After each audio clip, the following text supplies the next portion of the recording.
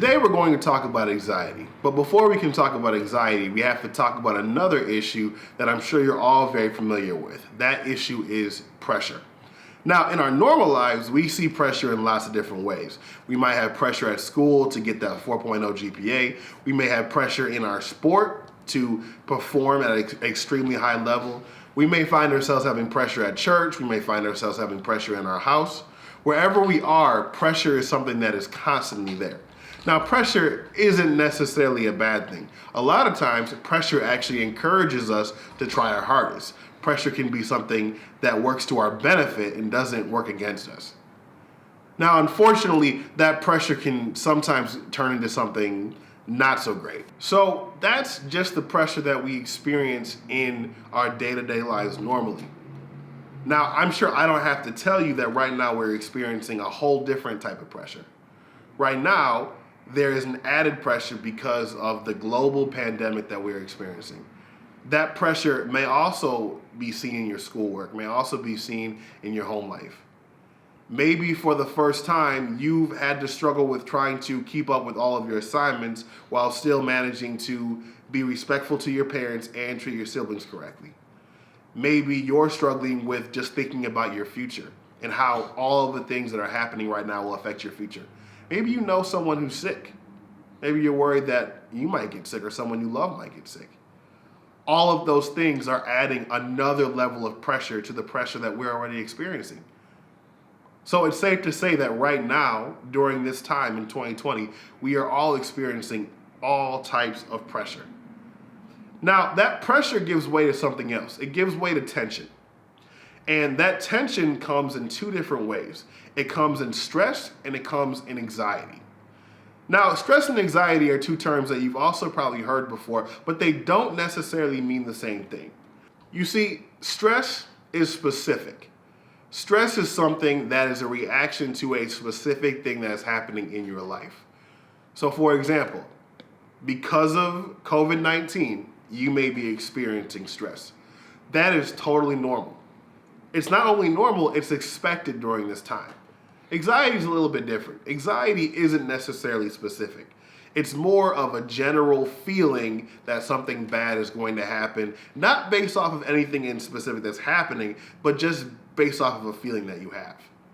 Now, believe it or not, both stress and anxiety can be good things. The problem is, if either of those things stop you from being able to do the normal things that you would normally do in your life, if they stop you from being able to have relationships with your friends, with your parents, with your classmates, with your teammates, if they stop you from being able to fellowship with God, from being able to have an active prayer life or devotional time, then we have to ask ourselves what we can do to change the situation. Now, there are specific warning signs that we can look to in our body when it comes to anxiety. You might feel so much pressure in your chest that you can't even breathe. It's nighttime and you're trying to fall asleep, but you can't because your mind is running 1,000,000 miles an hour and it doesn't seem to stop. Or you might get that feeling of having a knot in your stomach all the time. Or you may just be told by your friends or family that you're constantly on the edge. All these different things are the body's way of responding to anxiety. In fact, God created us that way, to be able to sense danger if we see it. The problem comes when those feelings, when that anxiety actually becomes a danger to you. When it stops you from being able to enjoy the things that you normally enjoy. That's when we know that the anxiety has taken a hold of us. It is no longer safe for us, but it is instead hurting us. Now, the Bible talks about anxiety too. We see different people in the Bible going through these same anxious feelings that we go through all the time. One good example of this is David. Now, David is seen in multiple different parts of the Bible, but one of the parts where we get to see David's character the best actually comes in the book of Psalms, since most of the Psalms are written by David. Now, in the book of Psalms, David is able to talk about all the different things that he's going through. And if you know anything about the life of David, you know that he went through a lot of different things. For example, there were literally enemies who were trying to chase him down and kill him. And this wasn't something that he hid from God, it was something that he told God. He says in Psalms 56, "Be merciful to me, my God, for my enemies are in hot pursuit. All day long they press their attack. My adversaries pursue me all day long." Now see what he did there. He was very specific. He didn't hide how he was feeling from God. Instead, he told God exactly what was happening, exactly what was causing him so much anxiety. But he doesn't end it there. Following that, in the following verses, David then says, "When I am afraid, I put my trust in you, in God whose word I praise. In God I trust him and am not afraid. What can mere mortals do to me?" See, it wasn't that in those few verses, David's situation changed all that much. There were still enemies who were pursuing him to kill him. That didn't change. What changed was David's focus. Instead of keeping his focus on the problems at hand, he shifted his focus. Instead, he pointed his focus to God.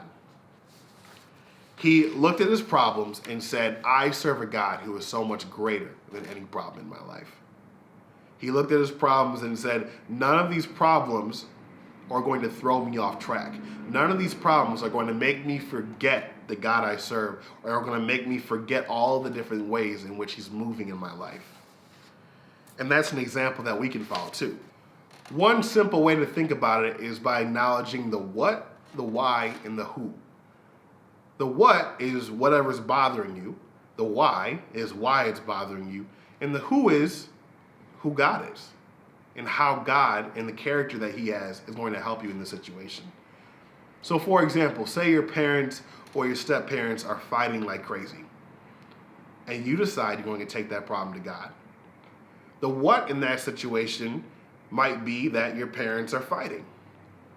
The why that's bothering you would be that because your parents are always fighting, you feel like you're constantly walking on eggshells at home.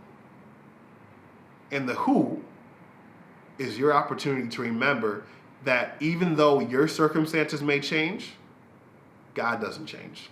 God will always remain the same.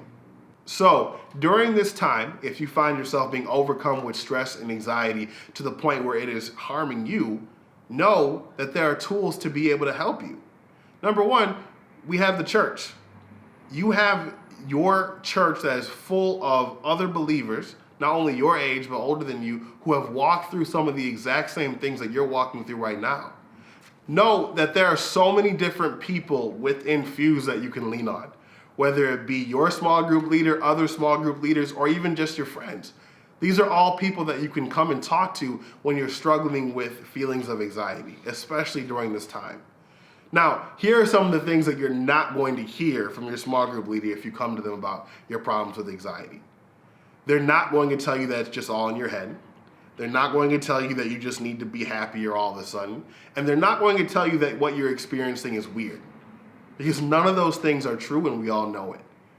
So no, this is a safe space to be able to talk about your fears and your worries, especially during a time like this. And I'm going to encourage you that as we transition to small group, that you be open about any feelings that you may have of worry or doubt or anxiety. This is the place and this is the time to be able to share those things. Because you know that you have people in your life here at Fuse who are always going to take those problems and they're going to point them right back to God and point them to the character of God and who he is and how he's working in your life. So I want to encourage you with that. That being said, have a wonderful time in small groups and thank you so much for taking time to listen.